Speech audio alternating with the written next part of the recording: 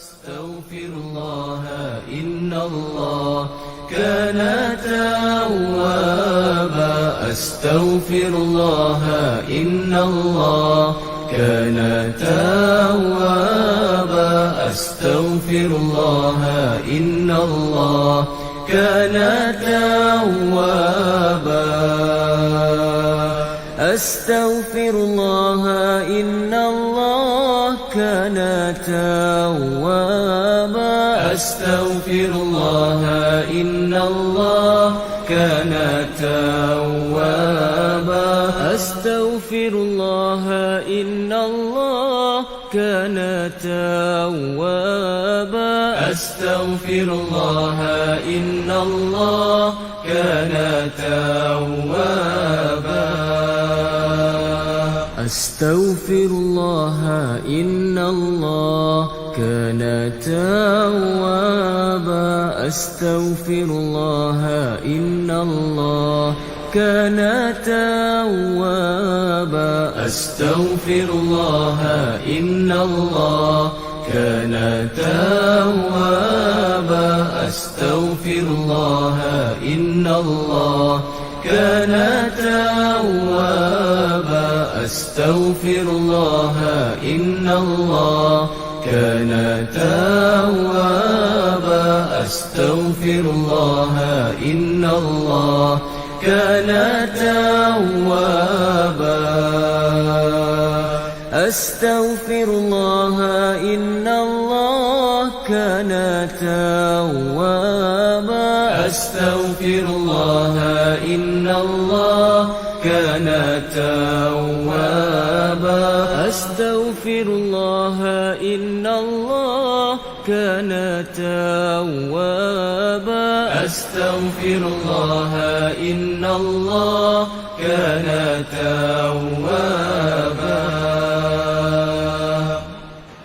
أستغفر الله إن الله كان توابا أستغفر الله إن الله كان توابا أستغفر الله إن الله الشيطان الرجيم بسم الله الرحمن الرحيم إن ربكم الله الذي خلق السماوات والأرض في 6 أيام ثم استوى على العرش يغشي الليل النهار يطلبه حثيثا والشمس والقمر والنجوم مسخرات بأمره ألا له الخلق والأمر تبارك الله رب العالمين ادعوا ربكم تضرعا وخفية إنه لا يحب المعتدين ولا تفسدوا في الأرض بعد إصلاحها وادعوه خوفا وطمعا إن رحمة الله قريب من المحسنين وهو الذي يرسل الرياح بشرا بين يدي رحمته حتى إذا أقلت سحابا ثقالا سقناه لبلد ميت فأنزلنا به الماء فأخرجنا به من كل الثمرات كذلك نخرج الموتى لعلكم تذكرون والبلد الطيب يخرج نباته بإذن ربه والذي خبث لا يخرج إلا نكدا كذلك نصرف الآيات لقوم يشكرون صدق الله العظيم. Sesungguhnya Tuhan kamu ialah Allah yang menciptakan langit dan bumi dalam 6 masa. Lalu ia bersemayam di atas arasy. Ia melindungi malam dengan siang yang mengiringinya dengan deras silih berganti. Dan ia pula yang menciptakan matahari dan bulan serta bintang-bintang. Semuanya tunduk kepada perintahnya. Ingatlah, Kepada Allah jualah tertentu urusan menciptakan sekalian makhluk dan urusan pemerintahan. Maha suci Allah yang mencipta dan mentadbirkan sekalian alam. Berdoalah kepada Tuhan kamu dengan merendah diri dan dengan suara perlahan-lahan. Sesungguhnya Allah tidak suka kepada orang-orang yang melampaui batas. Dan janganlah kamu berbuat kerosakan di bumi. Sesudah Allah menyediakan segala yang membawa kebaikan padanya. Dan berdoalah kepadanya dengan perasaan bimbang. Kalau tidak diterima. Dan juga dengan perasaan terharap-harap supaya makbul. Sesungguhnya rahmat Allah itu dekat kepada orang-orang yang memperbaiki amalan. Dan dialah Allah yang menghantar angin sebagai pembawa berita yang menggembirakan sebelum kedatangan rahmatnya, iaitu hujan. Hingga apabila angin itu membawa awan mendung, kami halakan dia ke negeri yang mati, ke daerah yang kering kontang. Lalu kami turunkan hujan dengan awan itu. Kemudian kami keluarkan dengan air hujan itu berbagai-bagai jenis buah-buahan. Demikianlah pula kami menghidupkan semula orang-orang yang telah mati supaya kamu beringat mengambil pelajaran daripadanya. Dan negeri yang baik, tanahnya, tanam-tanamannya tumbuh subur dengan izin Allah. Dan negeri yang tidak baik, tanahnya tidak tumbuh tanamannya melainkan dengan keadaan bantut. Demikianlah kami menerangkan tanda-tanda kemurahan dan kekuasaan. Tanda-tanda kemurahan dan kekuasaan kami dengan berbagai cara bagi orang-orang yang mahu bersyukur. Masih lagi kita berada dalam penafsiran suratul A'raf. Surah yang ke-7 pada juzuk yang ke-8 pada ayat yang ke-54 sehingga ayat 58. Ayat-ayat yang kita bacakan ini menjelaskan tentang rububiyah, uluhiyah Allah SWT yang menciptakan dan yang mentadbirkan. Dan juga ayat-ayat yang kita bacakan ini menceritakan tentang pensyariatan doa, adab-adab dalam berdoa dan larangan melakukan kerosakan. Serta ayat yang kita bacakan ini juga menceritakan di antara nikmat Allah itu menurunkan hujan, menumbuhkan tanam-tanaman yang menjadi dalil dan bukti serta gambaran akan kudrah Tuhan. Dan juga tentang contoh yang perlu difahami kebangkitan semula selepas kematian. Ini ialah intipati ayat-ayat yang kita bacakan. Itu ayat 54 sampailah 58. Bila Allah Ta'ala menjelaskan tentang asas, kalau kita lihat Al-Quran menekankan 4 asas utama. Sama ada ia berkait dengan asas tauhid, asas kenabian, asas yang berkait dengan hari kiamat, dan yang kelima yang berkait dengan qada dan qadar. Merupakan asas yang penting dalam hal akidah. Sebagaimana Allah ceritakan dahulu tentang keadaan ahli syurga, ahli neraka, ashabul a'raf. Maka Allah Ta'ala dalam ayat selepas ini ataupun ayat yang kita bacakan pada malam ini menceritakan kembali dalil-dalil ketauhidan Allah, keesaan Allah.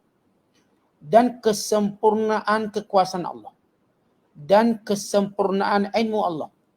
Supaya ia menjadi dalil yang jelas akan keesaan Allah, akan rububiyah Allah, yakni Allah yang menguruskannya, dan keesaan Allah serta menegaskan tentang hari kebangkitan semula. Kalau sebelum ini kita baca ayat dialog ahli syurga, ahli neraka, ashabul a'raf, bagaimana keadaan mereka, bagaimana harapan mereka, maka selepas Allah menggambarkan ini yang berlaku pada hari kiamat. Ini yang berlaku kesudahan bagi setiap manusia mengikut keadaan mereka. Wa imma menerima keimanan atau menolak keimanan. Wa imma berlomba-lomba buat kebaikan atau mereka-mereka yang buat kebaikan dan kejahatan sama banyak. Maka Allah kembali menjelaskan tentang asas keimanan. Supaya manusia yang menolak, yang kufur berfikir kembali. sesudah kamu melihat ancaman azab. Gunakan akal, gunakan segala keilmuan kamu untuk memahami tentang siapa Allah ini yang berkuasa. Ia Tuhan kamu dan Tuhan sekalian alam. Ia Tuhan yang mencipta semua perkara yang memberi manfaat kepada kamu di dunia. Tiada Tuhan lain yang mampu menciptakan langit, bumi, matahari, bulan, bintang, gunung, ganang, segala nikmat-nikmat yang menjadi faedah pada kamu melainkan Allah. Yang kamu sekutukan selain Allah tidak menciptakan apa-apa. Dan tidak menciptakan apa-apa juga memberi maksud tidak menguruskan apa-apa. Dan maksud tidak menguruskan apa-apa berarti tidak berkuasa apa-apa. Bila kita sebut tidak berkuasa apa-apa, dia tidak memiliki apa-apa urusan. Dan itu Allah menyatakan, Inna rabbakumullah. Sesungguhnya Tuhan kamu semua, wahai manusia. Ia adalah Allah. Bila Allah menyebut perkataan Rabbakum, apa maksud Rabb? Rabb artinya Allah, Tuhan yang mentadbir. Tuhan yang mengatur sistem. Bukan sekadar makna mencipta, mengatur sistem. Menyusun. Umpama, bila Allah ciptakan kita, Allah dah atur rezeki kita macam mana, hidup kita bagaimana, umur kita sampai berapa, ajar kita bagaimana, bangsa apa kita, keturunan apa kita, semua Allah dah atur. Ketika mana penyembah-penyembah dan yang mensyirikkan Allah cuma mengatakan ini Tuhan yang mencipta, kononnya. Orang tidak mentadbir apa-apa. Bukan yang menguruskan sekutu ini mereka. Mereka buat patung, pahat patung, mereka kena uruskan. Bagaimana patung yang diuruskan boleh menguruskan mereka? Maka Allah menyebut, Tuhan kamu yang menguruskan ini, yang mentadbir ini, yang mengatur selia ini, dia siapa? Allah. Bila kita sebut Allah, iaitu satu isim zat yang suci, yang mulia. Pencipta kepada sekalian makhluknya. Allah satu lafaz yang disebut lafzul jalalah, iaitu lafaz kemuliaan dan kebesaran. Yang tidak dinamakan kepada selain daripada Allah. Dia Allah. Huwallah. Dan belum pernah digunakan nama Allah untuk lain daripada Allah. Ia berbeza dengan Tuhan atau ilah. Tuhan, mungkin mereka disebutkan Tuhan ni Tuhan langit, ini Tuhan bumi, ini Tuhan ibu, ini Tuhan pokok, ini Tuhan. Tapi bila sebut Allah, lafzul jalalah, Tuhan yang tak boleh disekutukan pada namanya. Apatah lagi pada zat dan sifatnya. Nama pun tak boleh kongsi. Maka ini disebut Allah lafzul jalalah. Sesungguhnya Tuhan kamu, dia ialah Allah. Allazi. Siapa Allah? Diterangkan lagi. Allazi khalaqas samawati wal ardh. Dimulakan dengan penciptaan langit. Baik, kenapa Allah Ta'ala mulakan dengan langit terlebih dahulu? Untuk menunjukkan satu makhluk yang paling tinggi. Yang tidak boleh dicapai oleh manusia. Bahkan mereka tidak mempunyai pengetahuan yang cukup tentang langit. Dan kerana terbatas ilmu mereka dalam meneroka langit. Kata ilmu kita dalam meneroka langit agak terbatas. Berbanding bumi. Kerana Allah Ta'ala berfirman, Ya ma'syaral jinni wal ins, in istata'tum an tanfudhu min aqtaris samawati wal ardi fanfudhu. La tanfuzuna illa bisultan. Fabi ayyi ala'i rabbikuma tukadziban. Wahai sekalian jin dan manusia, kalau kamu mampu menembusi langit, silakan lakukan. Kamu tidak mampu menembusinya melainkan dengan kekuatan. Dan kamu tidak punya kekuatan itu. Maka nikmat yang manakah lagi yang kamu, wahai jin dan manusia, dustakan? Artinya Allah menceritakan dahulu Allah yang menciptakan langit. Allah Ta'ala tak sebut satu langit, samawat, langit-langit, untuk menunjukkan lapisan-lapisannya. Setiap lapisan ada penjaganya. Sebagaimana peristiwa Isra' dan Mi'raj. Satu alam yang luas. Tuan-tuan, bumi ni jangan kata kita adukan dengan langit, kita adukan planet lain antara yang terkecil. Kita besar sikit pada bulan. Bumi ni bukanlah planet besar sangat. Ada planet-planet lain, bukan sekadar Zuhal, ada yang lebih besar pada Zuhal. Yang beratus kali ganda, beribu kali ganda. Yang kita tengok planet besar Zuhal, Mushtari. Ada yang lebih besar pada Mushtari. Yang tidak mampu dilihat oleh mata manusia dek jauhnya. Yang tidak diukur lagi dengan kilometer, tapi diukur dengan tahun. 1000 tahun, 2000 tahun perjalanan. Sebab dalam keadaan jarak yang tertentu kita boleh ukur dengan kilometer. Tetapi kalau ukur kilometer ni dia masih lagi boleh dikira. Tapi kalau diukur dengan jarak perjalanan cahaya, ini namanya jarak infinity. Planet ini sejauh jarak perjalanan cahaya 2000 tahun. 3000 tahun. Mereka tak reti nak letak angka kilometer. Dia jauh. Bayangkan langit-langitnya, kerana setiap planet ini berada di bawah langit. Maka Allah mulakan dengan Tuhan menciptakan langit-langit. Sedangkan berhala-berhala kamu duduk bawah je. Duduk bawah je, rebah jatuh bawah. Dan Allah yang menciptakan al-ard, bumi, tempat di mana kamu hidup. Tempat di mana kamu mendapat segala manfaat. Tempat di mana segala perkara berkhidmat kepada kamu untuk survival kamu. Maka Allah menyebut fi sittati ayyam. Allah ciptakan ini semua dalam tempoh 6 masa. Sebahagian ulama menyebut 6 masa di sini mengikut masa di sisi Allah. Iaitu setiap satu hari menyamai 1000 tahun. Berdasarkan firman Allah Ta'ala, wa inna yawman inda rabbika ka'alfi sanatin mimma ta'udun. Sesungguhnya hari di sisi Allah itu ialah 1000 tahun dengan apa yang kamu kira dengan sebenarnya. Bila Allah menyebut di sini ialah 6 hari, yakni hari di sisi Allah. Bukan hari Sabtu, Ahad, Isnin, Selasa, Rabu, Khamis, Jumaat. Hari di sini ialah hari si Allah yang satu hari menyamai 1000 tahun. Yang kedua kata ulama, yang dimaksudkan hari di sini ialah hari dunia, ayam dunia, 6 hari. Ini antara khilaf ulama. Kerana Allah menyebut fi sittati ayyam. Sehingga menyebut bahawa bila Allah menyebut 6 hari, 6 masa, kalau kita lihat dalam pimpinan Rahman disebut 6 masa. Di sisi Allah. Kerana hari belum diciptakan. Ketika mana Allah menciptakan bumi, belum ada hari. Sebab hari ni berlaku bila matahari tenggelam timbul, maka ada hari. Dan ketika itu belum ada. Belum ada nisbah. Ya buminya belum wujud, maka bagaimana nak wujudkan hari? Sebab itu sebahagian ulama menyebut 6 hari di sini ialah 6 hari dalam kiraan Allah di sisi Allah, iaitu 6000 tahun.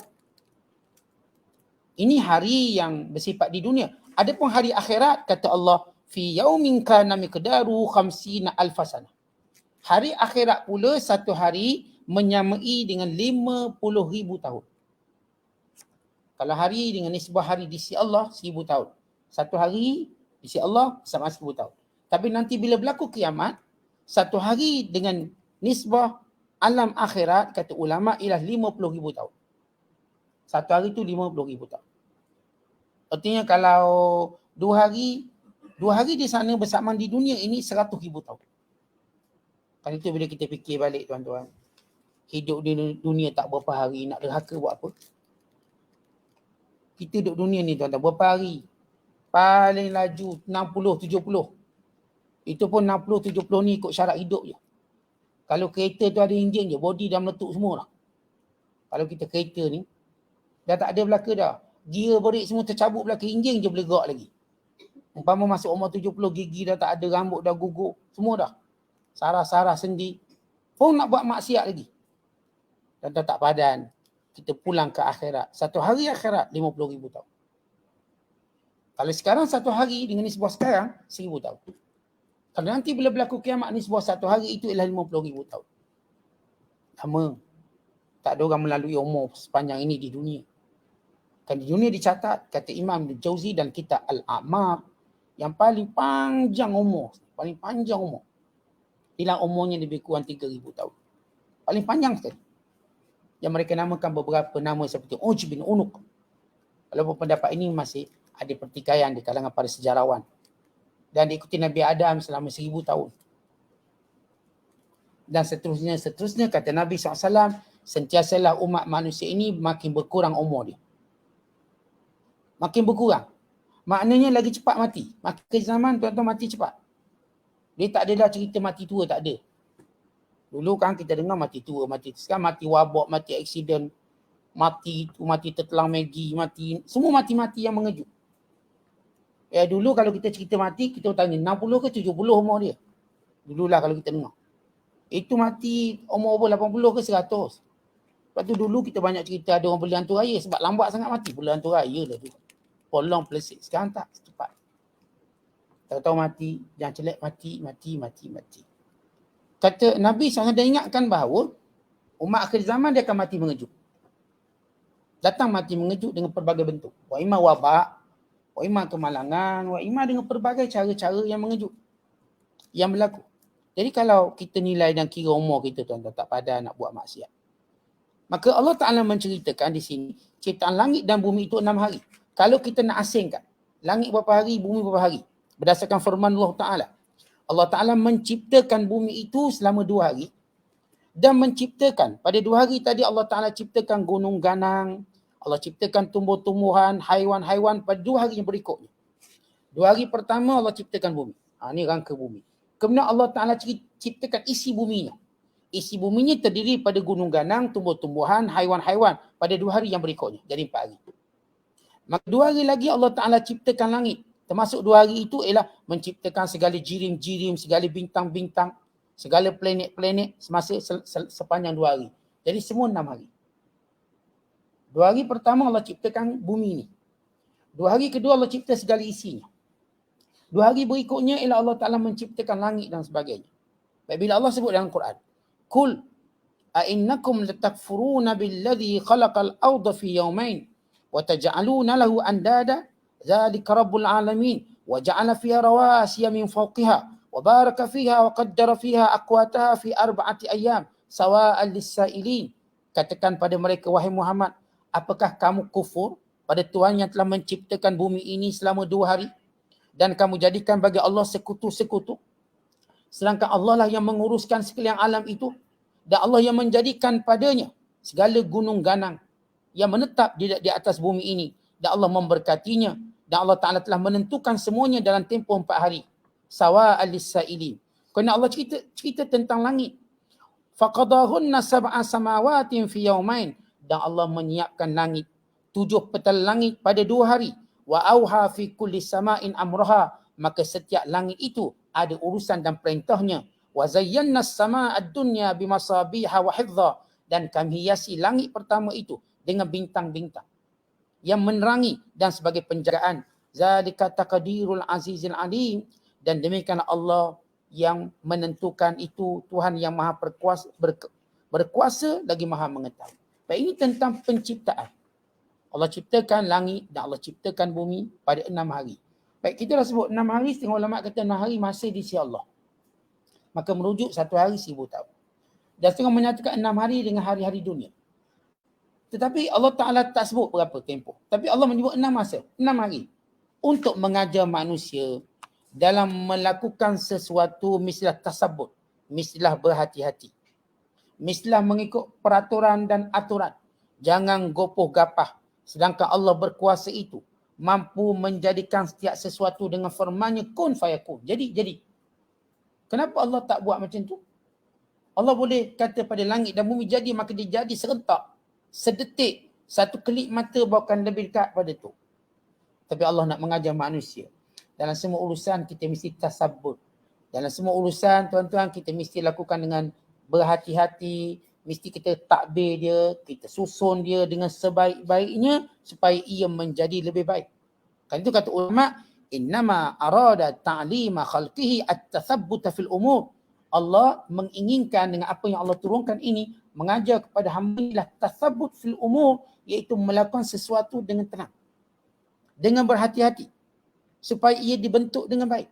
Kerana Allah Ta'ala suka satu perbuatan itu dibuat secara sempurna. Innallaha ahabba idza amilal abdu amalan an yutqinahu. Allah Ta'ala suka kalau seorang hamba buat satu perbuatan dia nak tekun, itqan. Contoh kita kalau buat rumah, biar tekun buat rumah.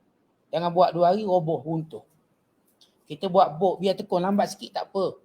Biar tekun, teliti, jangan belayar baru 3-4 depa tenggelam. Contoh kita kalau nak tulis kitab pun sama, biar hati-hati, jangan banyak tersalah. Jangan banyak sangat typo, hati-hati. Tak apa, lambat sikit. Kita nak buat apa benda pun, biar berhati-hati. Kita nak masak, hati-hati. Jangan sampai keracunan makanan. Silap campur, nak campur gula tercampur garam sebab nak cepat. Juga tasabbut. Dalam semua hal diajar kepada kita tasabbut. Apa itu makna tasabbut? Hati-hati. Ni apa yang Allah nak ajar kepada kita. Kemudian Allah Ta'ala menyatakan, sesudah menyebut tentang kejadian langit dan bumi. Summastawa 'alal arsh, kemudian Allah bersemayam di atas arasy. Maksud bersemayam di atas arasy, di sisi jumhur ulama ataupun salafus salih, seperti Imam Malik, Imam Auza'i, Thawri, Lais, Syafi'i, Imam Ahmad, Imam Ishaq bin Rahuyah dan lain-lainnya, menyatakan bahawa ayat itu sebagaimana zahirnya begitu. Tanpa kita menyamakan sesuatu dengan makhluk, bahawa Allah bersemayam di arasy. Bagaimana cara? Dengan sifat yang layak bagi Allah. Kerana asal semayam ni maknanya duduk atas kursi. Asal maksud dalam bahasa Melayu ni. Tapi istawa ala arsh yang disebut bersemayam di atas arasy mengikut keadaan yang layak bagi Allah. Tanpa kita menyamakan dengan makhluk. Tanpa kita melihat kepada tempat, melihat kepada tinggi, rendah, ada ruang-ruang. Sebab kalau kita sebut duduk macam makhluk, kita ada ruang. Kita ada kanan, ada kiri. Sedangkan Allah Ta'ala tidak memerlukan ruang. Allah ciptakan ruang. Kita kan kalau duduk ada ruang kanan kiri. Maka istiwa al-arsh, isi para salafus salih, mengikut apa yang Allah sebut. Tanpa kita mentakwilkan. Tapi sebahagian ulama khalaf. Mereka mentakwilkan, menafsirkannya istawa al-arsh. Sesudah Allah menciptakan segala makhluknya, artinya Allah yang menguruskannya. Umpama kita kata dia sedang menaiki takhta. Menaiki kursi takhta. Bukanlah dimaksud dia naik. Arti dia menguasainya. Yani Allah menguruskannya. Bila Allah Ta'ala dah sempurna ciptaannya, maka Allah mentadbir setiap ciptaan-ciptaannya. Daripada sekecil-kecil ciptaan sehingga sebesar-besarnya. Yang paling besar ialah arasy. Makhluk Allah paling besar sekali arasy. Ia lebih besar daripada malaikat-malaikat Jibril dan malaikat pemikul arasy itu sendiri. Sehingga arasy itu dipikul oleh 8 orang malaikat. Nanti kita akan baca penafsirannya. Arasy ini ialah makhluk Allah paling terbesar sekali dalam banyak makhluk. Atau makhluk paling kecil sekali. Yang kecil sekali tuan-tuan apa dia? Semut bukan, cucu semut mungkin, cicit semut kecil lagi. Lebih mikrobat yang kecil yang tak dapat dilihat oleh mata melainkan menggunakan pembesar ataupun kita katakan kita guna mikroskop, elektron mikroskop baru nampak. Bukan ada lebih kecil daripada itu. Hanya Allah yang Maha tahu. Walillahi junudus samawati wal ardh. Bagi Allah itu segala tentera di langit dan di bumi. Tak ada orang tahu. La ya'lamuha illahu. Yang tahu cuma Allah. Tapi apa yang Allah nak jelaskan di sini, bahawa Allah takbir semua. Sebab itu kita mak ajar jangan duk bimbang sangat anak kita. Bila Allah ciptakan anak kita, Allah telah mentadbirkannya, menguruskan. Kita cuma beri apa yang patut kita bagi dengan kemampuan yang kita ada. Selebihnya ia urusan Allah. Allah dah tetapkan. Kita ambil peranan kita, beritahu agama, ajar dia agama. Macam mana rezekinya, macam mana jodohnya, ini di bawah urusan Allah. Kita jangan duk pening fikir benda-benda yang kita tak pasti lagi. Tapi beri apa yang Allah perintah kita beri sebagai seorang ayah. Apa yang patut kita beri dalam keadaan dia dalam penjagaan kita, nafkahnya, pendidikannya. Maka bila dia balik, dia dewasa, maka dia akan menguruskan dirinya berdasarkan apa yang Allah uruskannya. Maka insya-Allah dia akan dapat jodoh. Dia akan dapat anak, dia ada anak-anak, dia ada keluarga, dia ada pekerjaan. Kata kalau kita fikir sangat pening kepala. Sedangkan Allah Ta'ala tak suruh fikir. Sejak bila pula Allah suruh fikir tentang urusan rezeki anak-anak kita? Allah tak suruh kita fikir sebab itu di luar kemampuan kita. Allah Ta'ala suruh fikir mencari bekalan akhirat kita. Itu yang Allah perintah. Yang selebihnya atau perkara-perkara yang banyak tak bersangkutan. Banyak yang kita tak patut fikir. Tapi kerana kita menceroboh ilmu Allah itu, akhirnya kita pun menjadi tension, gila, tekanan. Sepatutnya kita lebih menguruskan diri kita yang Allah Ta'ala perintahkan. Baik, kemudian Allah Ta'ala menjelaskan, yughshil lailan nahar, Allah memasukkan malam ke dalam siang dan sebaliknya. Yatlubuhu hasisa, artinya Allah Ta'ala menjadikan ia saling bergantian antara satu sama lain dengan begitu cepat, tanpa sebarang tempoh dan lambat. Tanpa sebarang jemu. Kita lihat malam dan siang dia tak pernah datang lambat. Dia tak pernah datang cepat. Malam sekarang makin cepat. Barangkali malam sibuk pun ada kerja. Dia cepat sikit. Tidak. Malam dan siang ini disilih berganti tanpa kebosanan, tanpa lambat, tanpa cepat. Mengikut sistem yang Allah tetapkan. Semenjak Allah ciptakan langit dan bumi, siang dan malam datang begitu. Silih berganti. Habis siang datang malam, habis malam datang siang. Tak pernah ponteng kerja. Ya, peraturan Allah. Tak pernah ponteng benda tu. Makhluk Allah bernama matahari naik turun tak pernah ponteng. Penatlah kata matahari, bosan dah nak buat. Boleh tak naik lambat sikit hari ni lah. Tak, dia akan bergerak. Demikian juga bintang-bintang, demikian juga semua. Sebab itu kata Allah, wasyamsa wal qamar, matahari dan juga bulan, wan nujum dan bintang-bintang, musakhkharatin bi amrih, semuanya tunduk dengan peraturan. Naik turun, muncul tenggelam, semuanya dengan peraturan Allah. Ala lahul khalq, ketahuilah, mutlak yang menciptakan itu Allah. Wal mutlak yang menguruskannya itu Allah. Di sini Allah menegaskan, siapa yang mendakwa dia mencipta, maka dia kufur kepada Allah. Siapa yang mendakwa dia mentadbir, dia kufur kepada Allah. Sebab itu disebut dalam hadis, man lam yahmadillah ala ma amil min amalin salihin wa hamida nafsahu faqad kafara wa habita amaluhu wa man za'ama anna Allah ja'ala lil ibad min al amri syai'an faqad kafar bima anzalallahu ala anbiya'ihi liqaulihi ala lahul khalq wal tabarakallahu rabbul alamin. Siapa yang tidak memuji Allah atas amal soleh yang dilakukannya dan tidak memuji dirinya, dia tidak memuji Allah, bahkan dia puji dirinya, hamidan nafsahu, dia tak puji Allah, dia puji dirinya, maka dia telah membatalkan amalan dia. Kita tuan-tuan bila buat amal soleh, jangan puji kita, puji Allah. Kerana Allah lah yang berikan urusan ini pada kita sampai kita boleh duduk menuntut ilmu, sampai kita boleh solat berjemaah, sampai kita boleh mengaji Quran, boleh berzikir.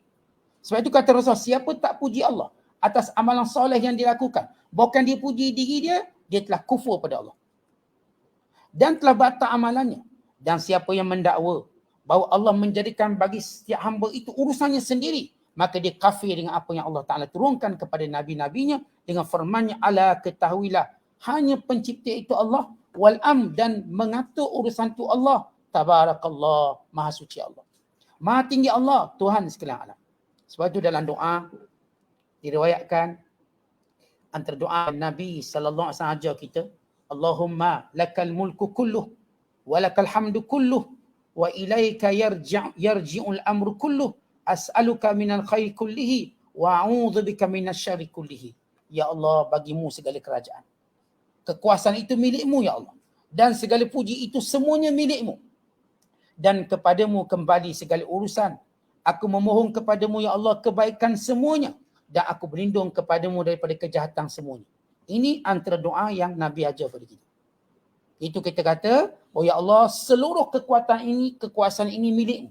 Seluruh kerajaan ini milikmu. Ya Allah, segala pujian ini milikmu. Ya Allah, segala urusan ini dalam takbirmu. Maka kami memohon kepadamu kebaikan seluruhnya dan kami berlindung kepadamu daripada kejahatan seluruhnya. Jadi, kita tuan-tuan tak ada urusan apa. Semua ini urusan Allah. Sebab itu bila kita dapat cari duit, cari rezeki, jangan anggap kita pandai, pujilah Allah. Kalau hari ni kita beribadat, jangan duk puji diri kita ni, sebab saya keturunan wali, sebab tu saya sembahyang bagus. Jangan kufur pada Allah. Ini Allah yang ilhamkan, Allah yang beri kekuatan pada kita. Allah yang berikan kita ada mood nak buat baik. Tuan-tuan, bila mood tu tak ada, Allah jadikan mood kita tak ada, kita pun dah nak bonteng kerja kita. Tak minat lah hari ni nak belajar. Sebab itu, kalau kita lihat dalam peredaran ketaatan kita kan berubah-ubah.